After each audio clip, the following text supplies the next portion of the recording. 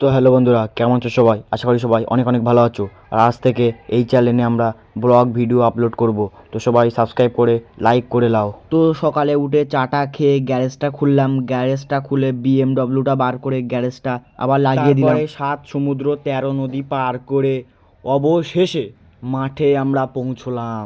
মাঠে পৌঁছে অ্যামাজন জঙ্গল পার করে অবশেষে আমাদের গন্তব্যস্থলে পৌঁছলাম। ওখানে পৌঁছে আমাদের কি কাজ? এই যে ছোট ছোট কাকের ডিম দেখতে পাচ্ছ না, এগুলো মাটির তলায় পুঁতে দেওয়া।